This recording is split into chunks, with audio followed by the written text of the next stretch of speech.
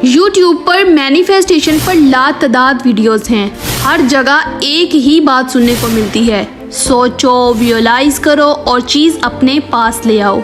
लेकिन लोगों का एक सवाल है, अगर मैनिफेस्टेशन सिर्फ इतना सिंपल होता तो क्या आज दुनिया में कोई अपने ख्वाब अधूरे छोड़ता? ये सवाल बिल्कुल परफेक्ट है, लेकिन असल राज आज की इस वीडियो में है। अब मैं तुम्हें एक ऐसी कहानी सुनाती हूँ जो तुम्हें ज़रूर इंस्पायर करेगी।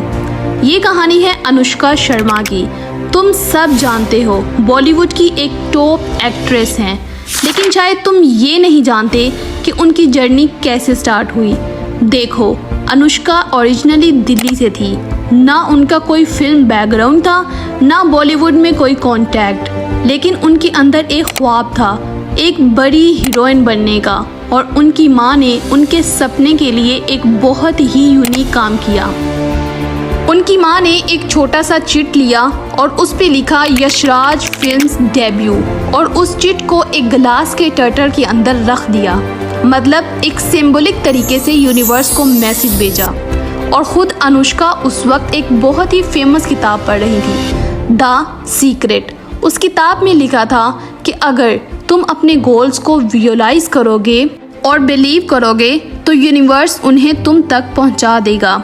अनुष्का ने इस बात को सीरियसली लिया। हर रात वो आंखें बंद करती और अपने दिमाग में एक ही तस्वीर देखती थी, यशराज फिल्म्स का लोगो।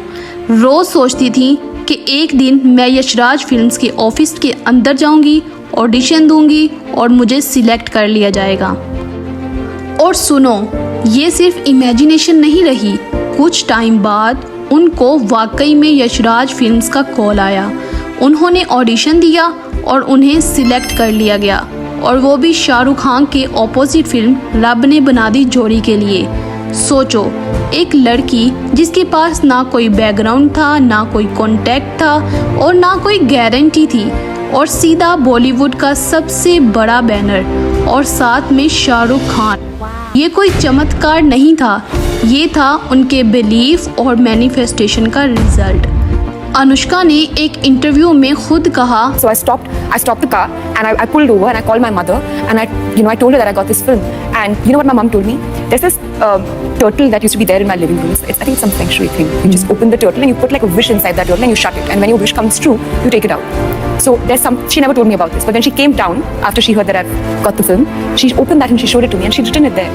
I hope my daughter stars in a Yash Raj film. I swear, it's unbelievable.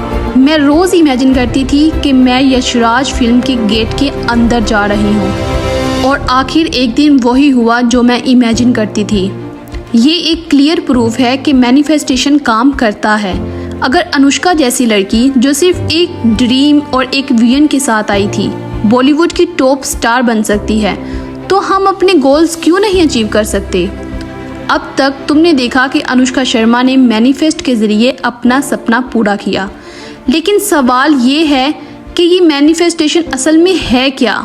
Simple शब्दों में मैनिफेस्टेशन का मतलब है कि तुम जिस चीज़ को अपनी ज़िंदगी में चाहते हो उसको अपने दिमाग में इतना स्ट्रॉन्गली विजुअलाइज करो और उस पर यकीन करो और उसी के मुताबिक एक्शन लो कि यूनिवर्स तुम्हें वही चीज़ लाकर दे दे।